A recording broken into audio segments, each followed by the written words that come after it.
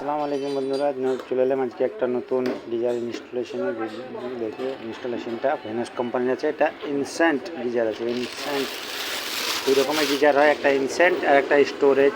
ইনস্ট্যান্টের মানে হচ্ছে আপনার জলটা সঙ্গে সঙ্গে গরম হয়ে যায়, আর স্টোরেজ যেটা আছে ওটা জলটা একটু গরম হতে একটু সময় লাগে, আবার ওটার মধ্যে স্টোরেজ করে রাখা হয়। তো এটাই হচ্ছে পার্থক্য। ইনস্ট্যান্ট গিজারগুলো মানে তাড়াতাড়ি গরম হয়ে যাবে। এই গিজারটা ইনস্টলেশনের প্রসেসটা দেখেন, ফুল ভিডিওটা। যে এটাকে ওপেন করার পরে আপনার যে ট্যাপলন টেপ দিয়ে যে জায়গায় পাইপ কানেক্ট হবে বা যে কোনো জয়েন্ট হবে, পাইপের জল আসার যে জয়েন্টগুলো থাকবে সেসব জায়গাতে ট্যাপলন টেপটা লাগিয়ে দেবে ভালো করে। এটা লাগানোর উদ্দেশ্যটা হয় যে জল লিক হওয়ার চান্সটা একদমই কমে যায়। হ্যাঁ, থাকে না বললেই চলে আর কি, যদি ঠিকঠাকভাবে স্টোরেজ ইনস্টলেশন হয় তো। এই ট্যাপলন টেপটা অবশ্যই জড়াবে। ট্যাপলন টেপটা অসাধারণ মতো কাজ করে। তারপরে পাইপটা কানেক্ট করে দেবে। যে হট অ্যান্ড কুল আছে দেখেন, যে লাল যেটা দেখা যাচ্ছে ওটা হচ্ছে হট মানে আউট, আর সবুজ যেটা আছে বা নীল ওটা হচ্ছে আপনার ইন মানে ঠান্ডা জল, ওটা দিয়ে ঢুকবে। আর জলটা গরম হওয়ার পর লালটা দিয়ে বার হবে। দুটো পাইপকে কানেক্ট করে নেবে। কানেক্ট করার পরে ভালোভাবে ট্যাপলন টেপ লাগাবে ঠিকঠাকভাবে, যেন মুখে ঢুকে না আসে। যদি চলে আসে তাহলে ওটাকে সরিয়ে দেবেন। তারপর ভালো করে এটা দেবেন, একটু সেলাই টাচ দিয়ে একটু টাইট করলে পরে বেশি ভালো হয়, তাহলে লিকেজের সম্ভাবনাটা একদমই থাকে না। তারপরে আপনার একটা মাপ নিয়ে নেবেন। মাপ নেওয়ার পরে আমি মাপ নিয়ে নিয়েছি। তারপরে দেয়ালে ওই মাপ অনুযায়ী ফুটো করে নেবেন দুটো ড্রিল মেশিন দিয়ে। হ্যাঁ, ও লক করার জন্য স্ক্রু থাকে কোনো গিজারের ক্যাপাসিটি অনুযায়ী, ঠিক আছে। যে ডিলটা করে নেবেন তাই তো, ওটা ফেটে গেছে। ওটা একটু ধরে ধরে ওটা হয়ে যাওয়ার পর যে ধরনের নাট থাকে তার গুজিটা, প্লাস্টিকের গুজি হোক বা জামনাটের যে কোনো সিস্টেম, এক একটা গিজারে এক এক রকম নাট থাকে, ওটাকে জাম করে দিয়ে নাটটাকে টাইট করে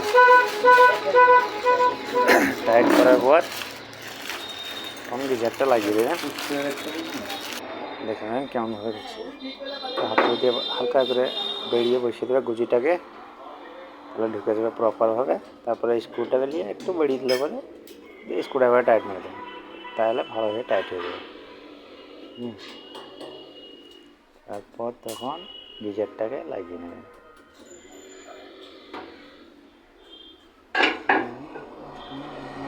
স্ক্রুড্রাইভার দিয়ে ভালো করে টাইট করার পর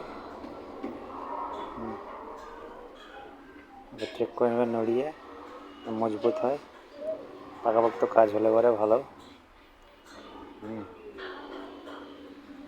তারপর গিজারটা নিয়ে এসে লাগিয়ে দেবেন, খাঁচায় খাঁচায় বসিয়ে দেবে। মাপটা অবশ্যই ঠিকঠাকভাবে করবে, তাহলে পরে বসে যাবে। বাস, বসে গেল।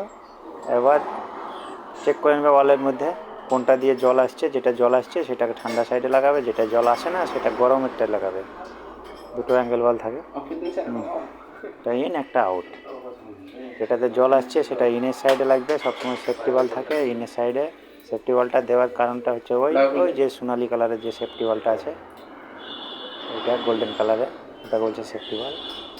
সেফটি ওয়ালটা থাকার কারণ যে গরম জলটা আপনার নিচের দিকে আবার বেরিয়ে আসে না, রিটার্ন আসে না। ওইটা ওয়ান ওয়ে হয়, টু ওয়ে না, শুধু জলটা ঢুকবে, বেরোবে না। ওটাতে ইনের পাইপ লাগাবেন, মানে যেটা দিয়ে জল ঢুকবে আর কি। আর যেটা দিয়ে জল বেরোবে সেটা হচ্ছে আউট বা গরম জল। এটা ফুল করে দেবে। ওই ঠান্ডা জলটা লাগানোর পরে জলটা খুলে দেবে, এই গিজারটা ফুল হয়ে যাবে। গরম দিকে দিয়ে বেরোবে, তখন আপনি পাওয়ারটা দেবেন বা কারেন্ট দেবেন। তাহলে পরে কী হয়, গিজারটা পুরার সম্ভাবনা থাকে না। খালি অবস্থায় চালালে অনেক সময় কী হয়, এলিমেন্ট পুড়ে যায়, হাওয়া ধরে থাকে। তো এই জন্য এই যে জল বেরিয়ে দেবে গরমটা দিয়ে, এবার এই জলটাকে বন্ধ করে দিয়ে এবার লাগিয়ে দেবেন। দিয়ে তাহলে ওর মধ্যে একটুকু হাওয়া থাকলো না, হাওয়াটা সম্পূর্ণ বেরিয়ে গেলো। এবার এটুকু কাজ। ওটাকে ভালো করে পুষে দেবে, দিয়ে লিকটিকগুলো চেক করবে। কোথাও যদি লিকেজ করে তাহলে পরে একটু ভালো করে টাইট করে দেবে। হ্যাঁ, ট্যাপলন মাপলন ঠিকঠাক দিলে আশা করি লিকেজ করবে না। খুব বেশি টাইট লাগানো করবে না, খুব বেশি টাইট করবে না, বরং ভাঙার সম্ভাবনা থাকে। যতটুকু দরকার ততটুকুই করবেন। পরবর্তীতে যদি আবার লিকেজ করে তাহলে পরে তখন আবার একটু দেবেন, দেওয়া হয়ে গেল। তারপর জল দুটোভাবে খুলে দেবেন, অ্যাঙ্গেল বাল্ব ইন আউট দুটোই খুলে দেবেন, দিয়ে কারেন্টের পাওয়ারটা লাগিয়ে দেবেন, প্লাগ লাগিয়ে দিয়ে সুইচটা দিয়ে দেন, বাস এতটুকুই কাজ। দেখুন, হ্যাঁ বাস চালু হয়ে গেছে, ডান। ওকে, থ্যাংক ইউ।